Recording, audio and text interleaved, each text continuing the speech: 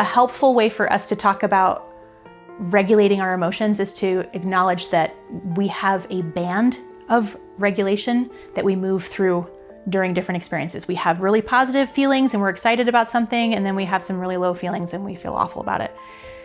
During major life events, like a wedding, or maybe you're a victim of a crime, right? But like you might have really positive feelings when you're going to this wedding and seeing all that excitement and love and all that. And with a situation where maybe you've been a victim of a crime, you're gonna have a lot of really negative feelings. Those are experiences that are outside of the typical band of regulation or zone of regulation, where it's actually really normal for us to have really, really strong feelings, either positively or negatively. When we're talking about regulating emotion, we're talking about getting us back to sort of in that middle. That doesn't mean that we just stay flat all the time, but it means that we have skills to move up and down without going too far up or down in those emotions to the point where we can't be functional.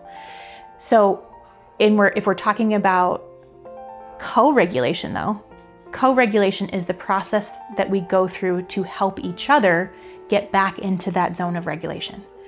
It's something that, if you think about parents and babies, moms and babies, right? If you're a parent and the baby is crying, your baby is crying, you're going to want to soothe the baby. And parents will do things like pick up the baby, hold the baby, shush the baby, sway the baby. Like all of those things are like soothing efforts that parents do. But what happens for the parent when you're touching your child and you're holding them and you're having that physical connection? You're actually being regulated also. Something I realized about, like, because I'm a mom myself, is it's so much easier for me to listen to other people's babies crying. I'm just like, oh, they're so cute, versus the parent who's actually trying to manage the crying baby is like, oh my gosh, this is so hard, because they need their emotional connection with their child is so strong that when their child is starting to get emotionally dysregulated, it's actually a necessary survival mechanism that the parent starts to get dysregulated, then we go to co-regulate together. The same thing is true for teens, and the same thing is true for adults. That's why we partner with people who soothe us, right? But the co-regulation process is literally that we are doing these things together. I'm feeling feelings, and then you respond because you're feeling feelings too, and we do these things together.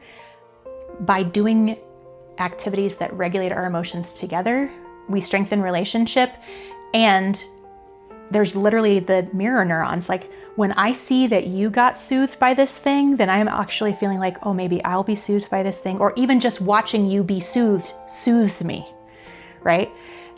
So that's the process of co-regulation. It's just, we're getting back into that band of regulation together.